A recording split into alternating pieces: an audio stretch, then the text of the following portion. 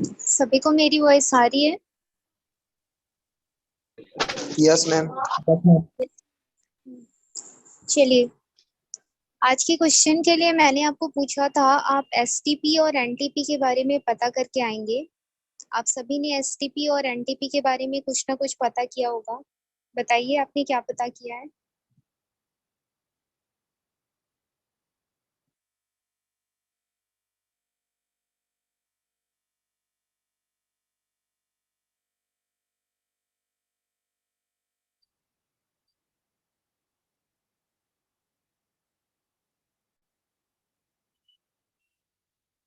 बताइए, what is STP और what is NTP?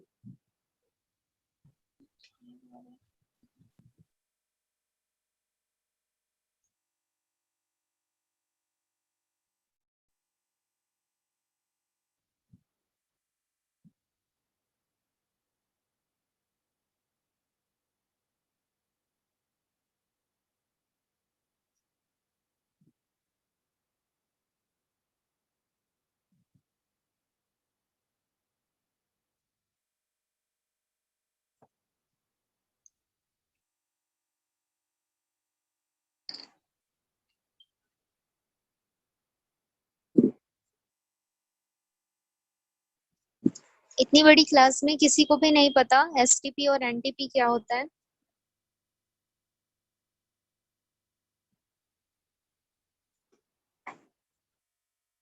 बताइए।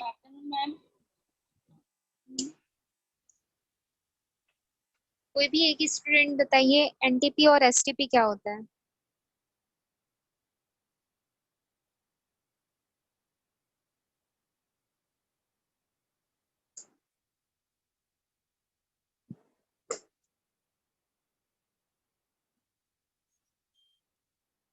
11th में आपने पढ़ा है ना एसटीपी और एनटीपी के बारे में? बताइए कोई भी एक।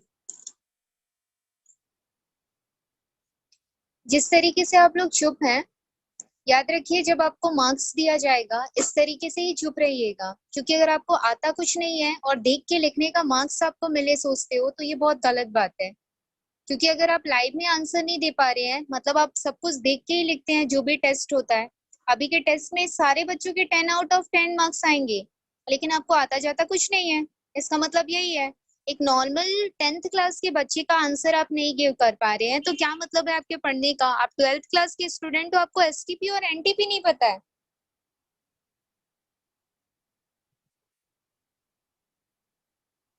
और जब आपके मार्क्स मिलेंगे तो बोलोगे मैम हम हमारा तो यहाँ पे 9.5 आया है, तो हाफ मार्क्स गया कहाँ पे?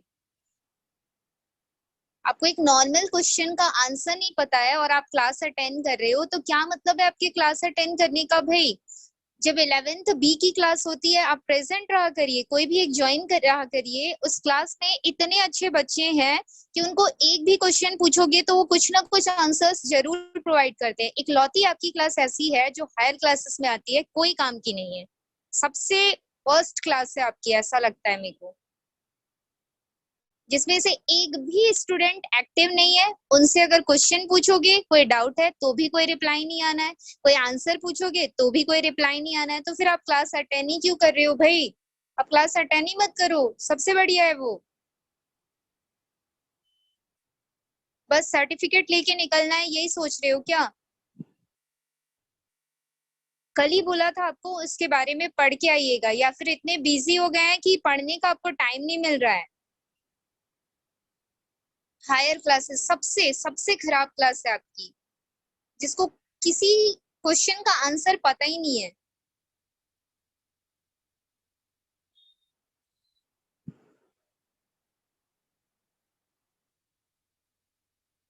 जब वही नहीं पता है तो पढ़ाने का क्या मतलब है?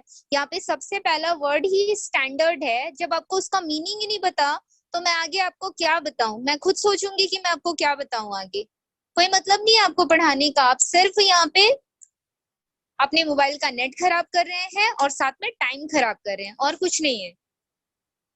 आपसे जब बोला गया था आप एसटीपी और एनटीपी पढ़ के आइए, तो क्यों पढ़ के नहीं आए आप सब? क्लास सामने होती ना, मैं सबको एक एक थप्पड़ लगाती।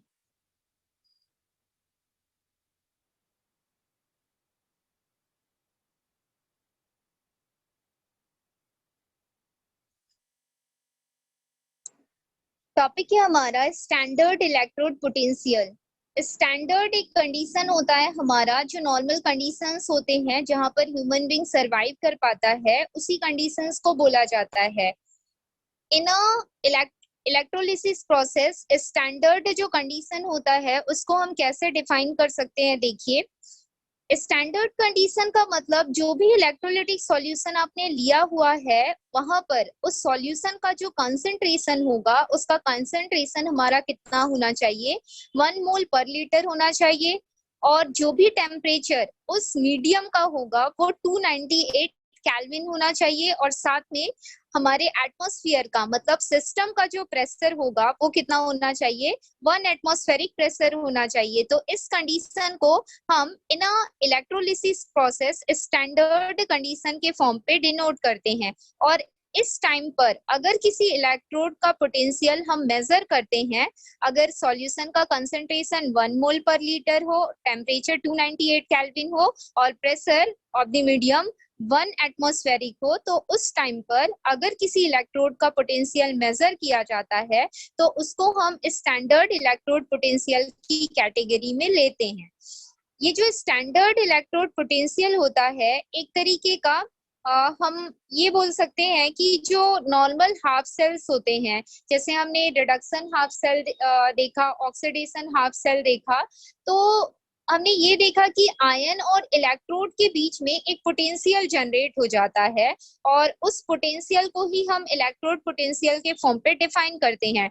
लेकिन ये पॉसिबिलिटी कभी भी नहीं होगी कि जो आपका इलेक्ट्रोड पोटेंशियल जो आता है वो सिर्फ एक ही प्रोसेस को रिप्रेजेंट करे, क्योंकि अगर आपको रिडक्शन भी निकालना होगा तो किसी के रेस्पेक्ट में ही आप उस रिडक्शन या फिर ऑक्सीडेशन को निकालोगे।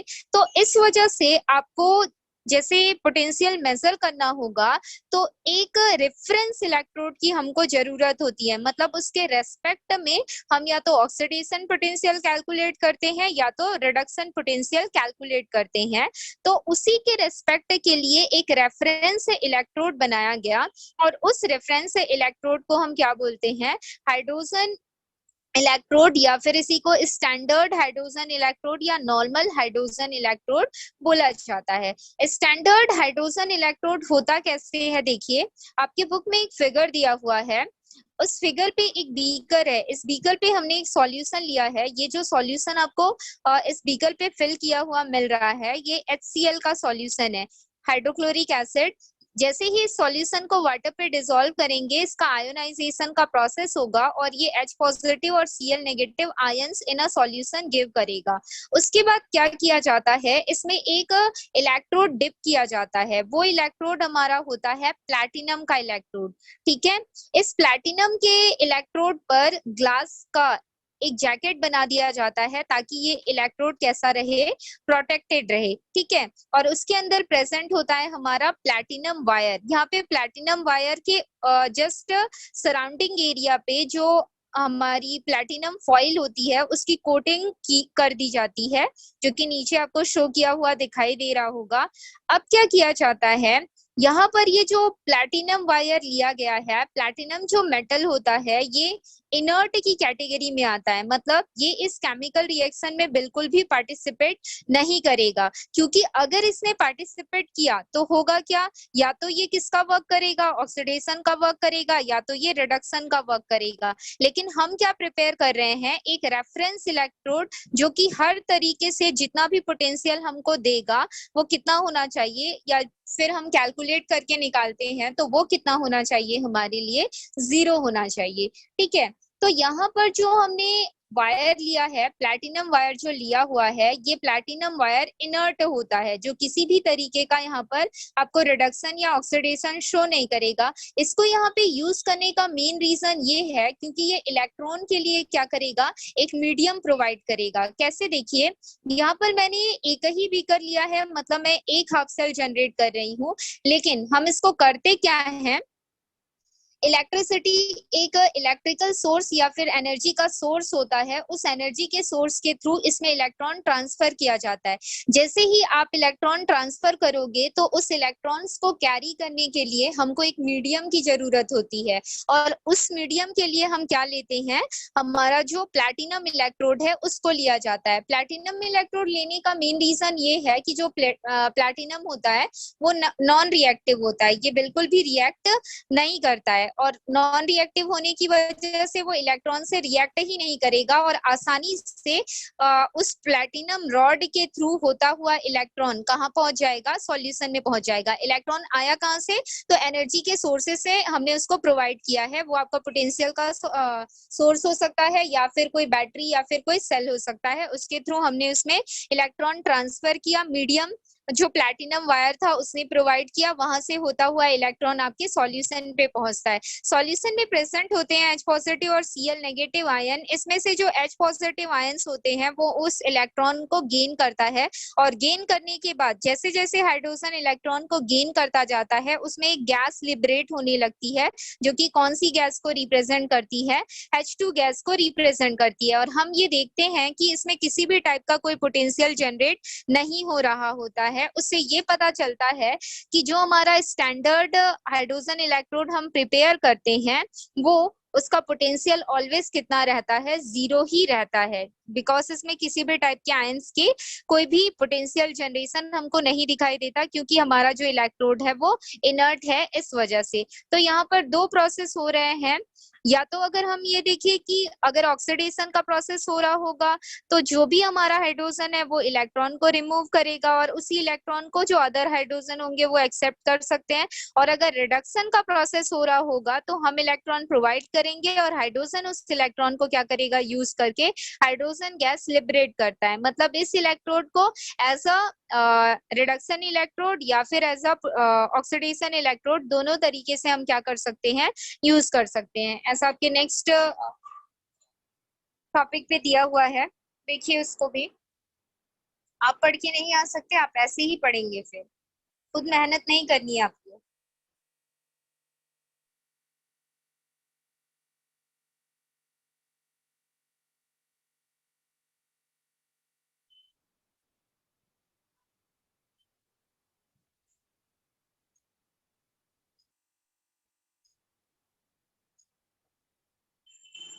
यहाँ पे देखिए आपको ऑक्सीडेशन और रिडक्शन दोनों प्रोसेस दिखाई दे रहा है, जिसमें हाइड्रोजन सबसे पहले इलेक्ट्रॉन को रिमूव कर रहा है। इलेक्ट्रॉन को रिमूव करने के बाद वो क्या करता है, जैसे ही लूज ऑफ इलेक्ट्रॉन का प्रोसेस होता है वहां पर ऑक्सीडेशन का प्रोसेस हो रहा है, और दोनों में ही जो आपका सॉल्यूशन है वो कितने मोलर का है, 1 मोलर का है, वही रिप्रेजेंट किया गया है। और प्लैटिनम वायर एक सपोर्टिव मीडियम दे रहा है, तो उसको भी यहाँ पर लिया गया है। ऐसे ही अगर हम स्टैंडर्ड हाइड्रोजन इलेक्ट्रोड को as a reduction potential calculate करेंगे तो वहां पर जो प्रोसेस होगा वो गेन ऑफ इलेक्ट्रॉन का प्रोसेस होगा। इलेक्ट्रॉन को गेन करने के बाद वो H2 गैस प्रिपेयर करता है। या फिर हम ये बोल सकते हैं कि इस हाफ सेल का जो हमारे पास ये चैम्बर बना हुआ है या कंटेनर जो बना हुआ है, इसमें रिवर्सिबल रिएक्शन हो रहा है। या तो H2 डिसोसिएट होके ऑक्सीडेशन का प्रोसेस रिप्रेजेंट करता है, और यही प्रोसेस अगर रिवर्सिबल हो जाए तो हमारा ऑक्सीडेशन रिडक्शन का प्रोसेस हो जाता है। ठीक है, मतलब जो स्टैंडर्ड रिडक्शन पोटेंशियल है या फिर जो आपका ऑक्सीडेशन पोटेंशियल है किसका, हाइड्रोजन का, वो ऑलवेज क्या आता है, 0 आता है। ठीक, इसमें एक क्वेश्चन बनता है कि यहाँ पर हाइड्रोजन को ही क्यों यूज किया गया है, इसका आंसर नेट पे सर्च करके देख लीजिएगा। नेक्स्ट टॉपिक यहाँ पे है measurement of standard electrode potential, जिसको हम ई नॉट के फॉर्म पे डिनोट करते हैं। हमने देखा था कि इलेक्ट्रोड पोटेंशियल जनरेट होता है, लेकिन किसके रेस्पेक्ट में जनरेट होता है उसके बारे में हमने नहीं देखा था। तो इसमें ये बताया गया है कि ये जो पोटेंशियल जनरेट होता है वो हाइड्रोजन इलेक्ट्रोड के रेस्पेक्ट में ही जनरेट होता है। मतलब हमारे पास अगर एक रेफरेंस इलेक्ट्रोड होगा तो उसी के रेफरेंस में हम क्या कर सकते हैं, अदर इलेक्ट्रोड्स का ऑक्सीडेशन और रिडक्शन पोटेंशियल हम कैलकुलेट कर सकते हैं। जैसे सपोज रेफरेंस का मतलब क्या होता है, जैसे हमारा वेट जितना भी हो, जैसे आप 40 केजीज के हैं तो जब तक 1 केजी आया नहीं होगा तब तक आप अपना जो भी वेट है उसको मेजर नहीं कर सकते कि आप 40 केजीज के हो, क्योंकि 1 केजी वो रेफरेंस आया है पहले कि इतने अमाउंट को आपको 1 kg बोलना है। मतलब एक रेफरेंस आने के बाद हम क्या करते हैं, उसको फॉलो करने लगते हैं, उसके रेस्पेक्ट में वो चीज आई रहती है तो हम बोल देते हैं कि एक रेफरेंस आया है वो। तो वही रेफरेंस यहाँ पर शो किया गया है कि अगर किसी इलेक्ट्रोड का ऑक्सीडेशन या रिडक्शन पोटेंशियल कैलकुलेट करना है तो उसके लिए एक रेफरेंस चाहिए। उसी रेफरेंस को बनाया गया है स्टैंडर्ड हाइड्रोजन इलेक्ट्रोड, जो कि नॉर्मल टेम्परेचर और प्रेशर पे बनता है। कितना टेम्परेचर और प्रेशर रहता है मैंने बता दिया, उसी को हम एसटीपी और एनटीपी के फॉर्म में डिनोट करते हैं। और साथ में जो कंसंट्रेशन ऑफ दी सॉल्यूशन होता है वो 0.1 मोल का सॉल्यूशन होता है। अगर उससे आप ज्यादा मोल का बनाओगे तो वो स्टैंडर्ड की कैटेगरी में नहीं आता है। नेक्स्ट यहाँ पे देखिए, एज अ एग्जाम्पल यहाँ पे बताया गया है कि प्लैटिनम जो आपका इलेक्ट्रोड है, जिसको हम एक रेफरेंस इलेक्ट्रोड के फॉर्म पे यूज कर रहे हैं, इस रेफरेंस इलेक्ट्रोड के रेस्पेक्ट में हम किसी इलेक्ट्रोड का पोटेंशियल कैसे जनरेट करेंगे। तो यहाँ पर आपको दिख रहा होगा जिंक रॉड लिया गया है जो कि कनेक्टेड है किसके थ्रू, वोल्टमीटर के थ्रू। जिंक रॉड को हमने डिप किया हुआ है जिंक सल्फेट के सॉल्यूशन में। मैंने बताया था उसके ऊन आयन के सॉल्यूशन में उसको डिप किया जाता है। डिप करने के बाद हमने इसको सॉल्ट ब्रिज से कनेक्ट किया है। ये क्यों करते हैं हम, इलेक्ट्रिकल न्यूट्रलिटी को मेंटेन रखने के लिए हम ऐसा करते हैं। अब ये करने के बाद देखिए इसके रेस्पेक्ट में जो हाइड्रोजन इलेक्ट्रोड का पोटेंशियल है वो तो 0 है, लेकिन जैसे ही यहाँ पर हमारा जिंक रॉड जो भी प्रॉपर्टी शो करेगा, चाहे वो ऑक्सीडेशन प्रॉपर्टी हो चाहे रिडक्शन प्रॉपर्टी हो, उसके रेस्पेक्ट में आपको क्या करना है, इस रेफरेंस इलेक्ट्रोड को लेना है। कैसे देखो, अगर जिंक इलेक्ट्रोड ऑक्सीडेशन का प्रोसेस शो करेगा तो जो आपका रेफरेंस इलेक्ट्रोड होगा वो कौन सा प्रोसेस शो करेगा, रिडक्शन का प्रोसेस शो करेगा। तो अगर जिंक आपका एनोड का वर्क कर रहा है तो जो आपका रेफरेंस इलेक्ट्रोड है वो कैथोड का वर्क करेगा। और अगर जिंक आपका कैथोड का वर्क करता तो रेफरेंस इलेक्ट्रोड एनोड का जो रिप्रेजेंटेशन है वो शो करता। वो यहीं पे यही चीज बताई गई है। तो जिंक रॉड को जैसे ही जिंक सल्फेट के सॉल्यूशन में डिप किया जाता है, उस सॉल्यूशन में आने के बाद जिंक रॉड के जो भी आयंस होते हैं वो इलेक्ट्रॉन को लूज करके सॉल्यूशन पे आने लगते हैं। ये इलेक्ट्रॉन वोल्टमीटर जो हमने वायर कनेक्ट किया हुआ है उससे कैरी करते हुए कहाँ तक पहुंच जाते हैं, हमारे हाइड्रोजन इलेक्ट्रोड के पास पहुंच जाते हैं। और इस तरीके से जैसे जैसे जिंक डिपॉजिट रिलीज करता जाता है अपने इलेक्ट्रॉन को, वैसे वैसे वोल्टमीटर में डिफ्लेक्शन होता है और उसी डिफ्लेक्शन से हमको पता चलता है कि कितना वैल्यू या कितना पोटेंशियल डिफरेंस या ऑक्सीडेशन पोटेंशियल होगा जिंक इलेक्ट्रोड का। इसके बाद यहाँ पर देखिए सेल रिप्रेजेंटेशन शो किया गया है एनोड और कैथोड के लिए। कल ही मैंने बताया था अगर एनोड हो तो हम 1 स्लैश का यूज करते हैं, अगर ऑक्सीडेशन का प्रोसेस होता है या फिर रिडक्शन का प्रोसेस होता है तो भी 1 स्लैश का यूज करते हैं। और बीच में डबल स्लैश का मतलब होता है कि वो सॉल्ट ब्रिज का रिप्रेजेंटेशन कर रहा है। तो यहाँ पर जिंक से जिंक 2 पॉजिटिव का बनना हमको बता रहा है कि कौन सा प्रोसेस हो रहा है, ऑक्सीडेशन का प्रोसेस हो रहा है, बिकॉज यहाँ पे लूज ऑफ इलेक्ट्रॉन हो रहा है। और कहीं पर भी अगर ऑक्सीडेशन का प्रोसेस होता है तो वो इलेक्ट्रोड ऑलवेज आपका एनोड की तरह वर्क करता है। ठीक। और यहाँ पे H प्लस से H2 का बना, मतलब H प्लस ने इलेक्ट्रॉन को गेन किया, मीन्स इसमें रिडक्शन का प्रोसेस हो रहा है। तो ये इलेक्ट्रोड आपके लिए किसका वर्क करेगा, कैथोड का वर्क करेगा। ठीक। नेक्स्ट है यहाँ पे सेल रिएक्शन बताया गया है। सेल रिएक्शन में वही गेन ऑफ इलेक्ट्रॉन और रिलीज ऑफ इलेक्ट्रॉन को रिप्रेजेंट किया गया है। नेक्स्ट आपका जो पेज है उसके बारे में देख लीजिए, आपके पास बुक है वैसे आप लोग देख ही सकते हैं।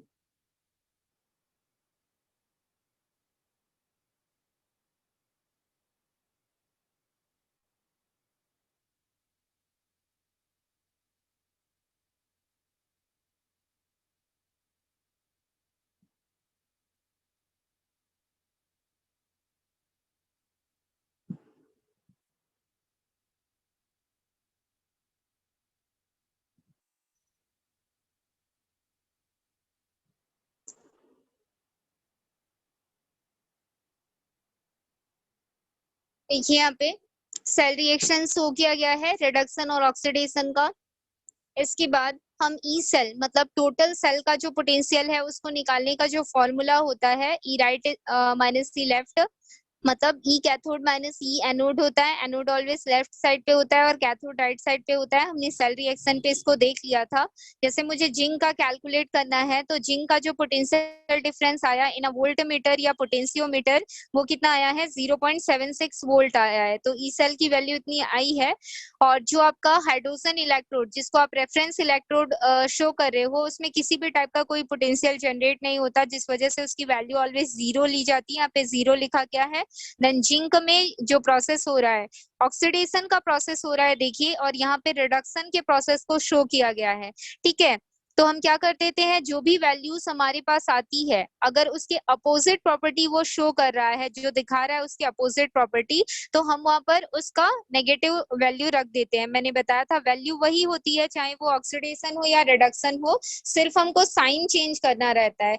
अगर पॉजिटिव अगर हम साइन लगा रहे हैं तो वो ऑक्सीडेशन पोटेंशियल को डिनोट कर रहा है, और अगर नेगेटिव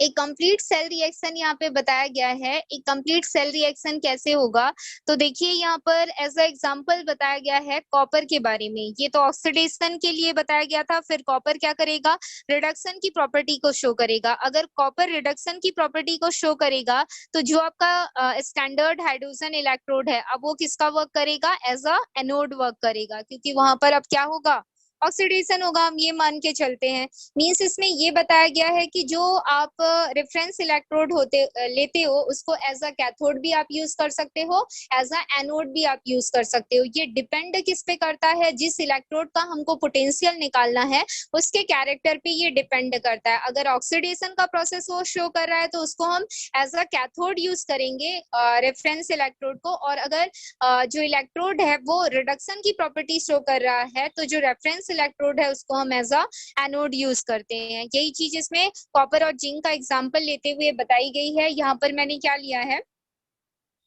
यहाँ पर मैंने कॉपर लिया, कॉपर इलेक्ट्रोड को कॉपर सल्फेट के सॉल्यूशन पे डिप किया हुआ है। नेक्स्ट साइड पे आपका हाइड्रोक्लोरिक एसिड का सॉल्यूशन है जो कि 1 मोल कंसंट्रेशन का है, 1 मोल पर लीटर। इसमें भी प्लैटिनम प्लेट है नीचे, उसमें से प्लैटिनम की वायर लगी हुई है जो कि इलेक्ट्रॉन को मीडियम प्रोवाइड करेगी, और इसका प्रेशर कितना है, 1 एटमॉस्फेरिक प्रेशर है। मतलब जो सॉल्यूशन है उसमें जो गैस बन रही है और साथ में मीडियम में जो प्रेशर है वो कितना है, 1 एटमॉस्फेरिक प्रेशर है। और इसमें से जैसे जैसे गैस बनती जाएगी वैसे वैसे वो लिबरेट होती जाएगी, और दोनों को with the help of wire potentials के थ्रू या वोल्टमीटर के थ्रू कनेक्ट किया गया है, जो कि एनर्जी सोर्सेस का एक वर्क करता है। और जैसे ही कॉपर रिडक्शन की प्रॉपर्टी को शो करता है उस टाइम पर इस वोल्टमीटर में एक डिफ्लेक्शन होगा, और उसी डिफ्लेक्शन से हमको पता चलेगा कि उसका ऑक्सीडेशन पोटेंशियल या रिडक्शन पोटेंशियल कितना है। जैसे यहाँ पर कॉपर का रिडक्शन पोटेंशियल 0.34 वोल्ट आया है, और इसी का अगर आप ऑक्सीडेशन पोटेंशियल निकालने बोला जाएगा तो आप इसका जो साइन है उसको क्या कर दोगे, रिवर्स कर दोगे, तो आपको इसका रिवर्स वैल्यू पता चल जाएगा, चाहे वो ऑक्सीडेशन का हो चाहे वो रिडक्शन का हो। नेक्स्ट टॉपिक यहाँ पे बताया गया है इलेक्ट्रोकेमिकल सीरीज। इलेक्ट्रोकेमिकल सीरीज क्या होती है, तो विद दी हेल्प ऑफ इस पोटेंशियोमीटर के हेल्प से ही जो भी ऑक्सीडेशन और रिडक्शन पोटेंशियल हम कैलकुलेट करते हैं उनको एक सीरीज के या एक टेबल के तौर पर रिप्रेजेंट किया जाता है। जनरली इलेक्ट्रोड का जो पोटेंशियल निकाला जाता है, इलेक्ट्रोड का वो पोटेंशियल निकाला जाता है किसके बेसिस पे, स्टैंडर्ड कंडीशंस के बेसिस पे। स्टैंडर्ड कंडीशंस क्या होता है हमने देख लिया। स्टैंडर्ड कंडीशन में जो भी रिडक्शन पोटेंशियल आप कैलकुलेट करोगे उसी रिडक्शन पोटेंशियल को जो भी हमारा इलेक्ट्रोड होता है उसका पोटेंशियल मान लिया जाता है। उसी की एक सीरीज बनाई गई है जिसमें हर एक इलेक्ट्रोड का रिडक्शन पोटेंशियल लिखा हुआ होता है। अगर उसका साइन चेंज कर दोगे, जैसे यहाँ पर सारे नेगेटिव फॉर्म पे है उसी को पॉजिटिव फॉर्म में आप लिख दोगे तो वो आपका ऑक्सीडेशन पोटेंशियल हो जाएगा। ठीक है, इससे ये बात पता चलती है कि इलेक्ट्रोड में जो पोटेंशियल निकलता है मेनली वो रिडक्शन पोटेंशियल की कैटेगरी में ही आता है, और इसको अप्रूव किया गया है IUPAC के थ्रू। यहाँ पे देखिए ये जो टेबल दिया हुआ है आपको इलेक्ट्रोड रिएक्शन रिडक्शन का लिखा हुआ है, जहाँ पर हमारा लिथियम एटम रिडक्शन की प्रॉपर्टी शो कर रहा है और उसका इलेक्ट्रोड पोटेंशियल -3.05 आ रहा है। ऐसे ही पोटेशियम है, barium, calcium, sodium, magnesium, aluminium, zinc और क्रोमियम है। और यहाँ पर 3 इलेक्ट्रॉन क्या कर रहा है, वो गेन कर रहा है। उसके बेसिस पे हम देख रहे हैं कि उसका रिडक्शन पोटेंशियल कितना आ रहा है। तो इसके बेस पे आप पता कर सकते हो कि एक इलेक्ट्रॉन को अगर हम गेन करते हैं तो उस समय जो हमारा रिडक्शन पोटेंशियल होता है वो किस टाइप में हो सकता है, और 2 इलेक्ट्रोड को अगर हम गेन करते हैं तो उस टाइम में हमारा रिडक्शन पोटेंशियल किस तरीके का हो सकता है। इस तरीके से अदर भी आपके इलेक्ट्रोकेमिकल सेल्स की जो वैल्यूज है वो टेबल आपके बुक में दिए हुए हैं, इसको आप देख लीजिएगा। नेक्स्ट टॉपिक हमारा एप्लीकेशन ऑफ इलेक्ट्रोकेमिकल सीरीज है, इसके बारे में हम कल डिस्कस करेंगे और हो सके तो बहुत सारे पॉइंट्स हैं, आप लोग कुछ पॉइंट पढ़ के आइएगा, नहीं तो मैं डायरेक्ट नर्स्ट इक्वेशन स्टार्ट करूंगी और उसी को कंप्लीट करूंगी। ठीक, आज की क्लास यहीं पे खत्म करते हैं। Yes ma'am.